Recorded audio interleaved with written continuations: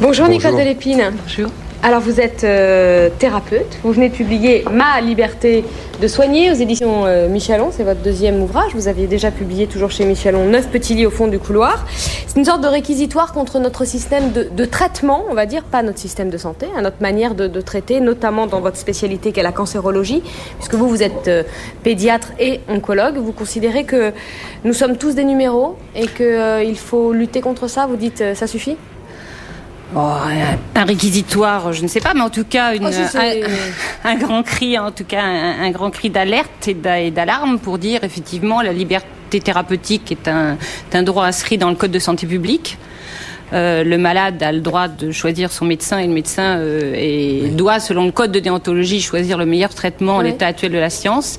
Et on a effectivement une tendance assez inquiétante d'une bureaucratisation, d'une soviétisation de la médecine, si j'ose dire. C'est fort, hein, soviétisation. C'est fort, mais c'est quand même ça, parce que si vous voulez, c'est quand même extraordinaire que dans un pays libéral, voire ultra-libéral, on ait effectivement une médecine qui soit de plus en plus contrôlée, organisée, et que la liberté du choix. Vous êtes face à un gamin qui a le cancer. Oui.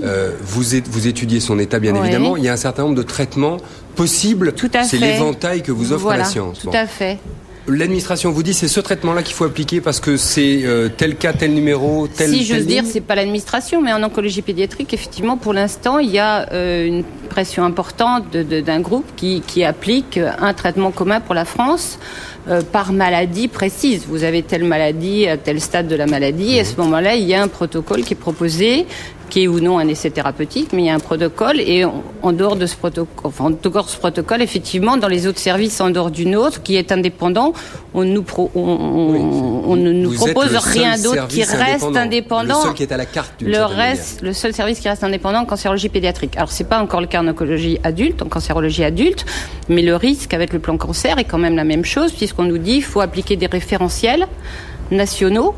Et ces référentiels vont être déclinés en régionaux, mais il faut toujours, à partir d'un schéma fait pour la France, pour telle maladie, il faudra donner tel traitement. Et ça, c'est extrêmement. Pourquoi ça ? Parce que quand on lit votre livre, on est tous d'accord avec vous, forcément. Il me semble, c'est pour ça quand je dis, si vous voulez, c'est pour ça que je me sens pas toute seule. Si vous voulez, c'est quand même nous appliquons dans ma petite unité, comme beaucoup de médecins encore en France, la médecine selon le serment d'Hippocrate, tout simplement. La médecine, on soigne, tout simplement les patients, et on le fait en fonction de ce qui est connu dans la littérature. Pourquoi c'est pas possible ? C'est la rentabilité, c'est ça ? Si vous voulez, il n'y a pas que ça. C'est un petit peu plus compliqué de ça. C'est ce que j'essaye d'expliquer dans le livre. C'est pour ça que j'ai fait ce livre. C'était pour essayer d'éclaircir pourquoi tant de haine, pourquoi d'acharnement pour nous qui faisons, comme vous dites, une médecine normale. Parce que vous avez été, en gros, pour rappeler un tout petit peu l'histoire, en 99, viré de l'hôpital Robert Debré, prié de bien vouloir prendre un peu du champ. De toute façon, puis c'était une parce suite. que ça plaisait pas bien à votre manière de penser. C'était une suite. Aujourd'hui, déjà vous êtes à l'hôpital Avicenne. Voilà. Et là, on va quand même aller à Gare. Je dois dire quand même qu'il y a eu une reconnaissance officielle, effectivement, sous le ministère du professeur Auguste Blasi, de notre unité, et qu'on va pouvoir s'installer dans de meilleures conditions, ce qui prouve qu'effectivement c'est un sujet important, que théoriquement la liberté thérapeutique, le choix thérapeutique est une évidence, mais que la tendance actuelle qui est avec des éléments probablement différents, il y a celui du pouvoir probablement, on a un certain nombre de médecins qui aiment bien imposer aux autres ce qu'on peut avoir, ça c'est un truc habituel, ça c'est le pouvoir.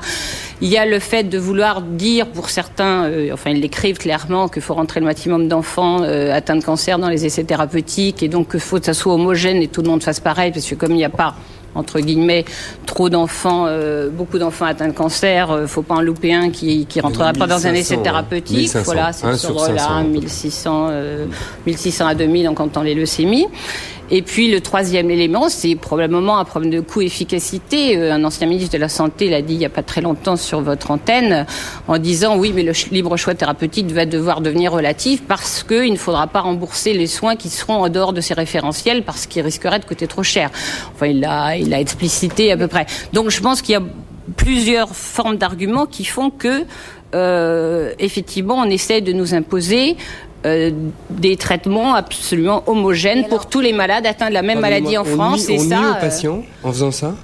Disons les choses comme elles sont. Si on ne laisse pas le choix thérapeutique, on peut nuire à un certain nombre de patients. Il faut toujours pas généraliser. Il peut y avoir un certain nombre de patients pour lesquels ça peut marcher. Ouais. Maintenant, il faut que les autres aient le choix. Et ce qui est très grave, c'est qu'à partir du moment où les patients ou les familles, en l'occurrence, puisque sont des enfants, choisissent une autre voie, y compris de venir me voir ou ailleurs, à ce moment-là, on brandit assez souvent le juge.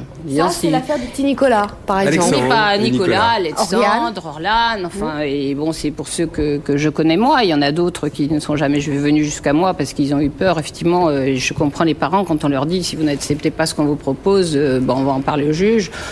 Il me semble que c'est pas une façon de discuter dans notre pays et le but de ce livre, c'est surtout d'ouvrir le débat. Je ne prétends absolument pas résoudre le problème et trouver toutes les causes à cet enlisement de notre médecine dans une médecine effectivement, je disais soviétisé parce que je pense franchement, effectivement, on nous impose de suivre un traitement et le plan cancer essaye de le faire, il n'a pas encore réussi, dans le cancer de l'adulte. Je crois que c'est grave. Pour redonner l'élément, le petit Alexandre, ce sont ces médecins qui avaient saisi la justice pour l'hospitaliser pratiquement contre la volonté de ses parents. Tout à fait, il a dit qu'il s'était retrouvé en prison, lui. Il s'est retrouvé en prison à l'hôpital. Il a 15 ans. Il a 15 ans. Et le petit Nicolas, c'est cette tumeur de la mâchoire dont on a beaucoup parlé à un moment. Et ce sont les parents qui ont saisi la justice pour imposer aux médecins un traitement.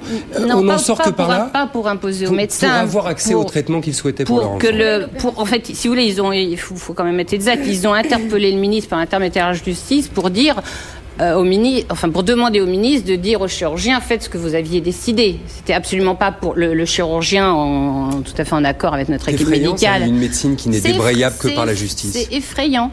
C'est pour ça que moi, je suis sortie un petit peu effectivement moi j'étais couchée sur mes incubateurs comme pédiatre jusque vers 95-98, mais il y a un moment où il faut parler parce que si personne ne parle, on va pas en sortir.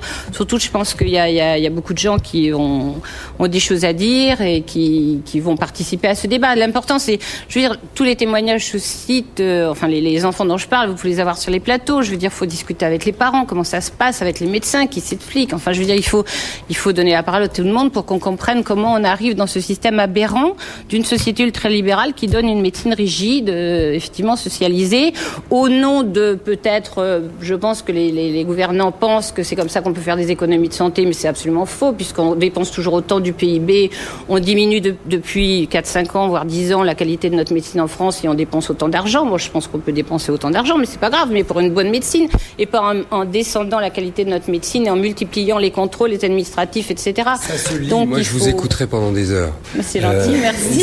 Ça se lit parce que ça vaut le coup d'entendre votre argumentation pour pouvoir y répondre, discuter avec vous, engager le débat. C'est le but du livre, c'est d'ouvrir le débat. En tout cas, contre la pensée unique. Absolument, complètement. C'est bien l'idée. Merci d'avoir été avec nous ce matin. Écoutez, je vous remercie. On remercie Jean-François Lamour également d'avoir livré son pronostic sur les JO.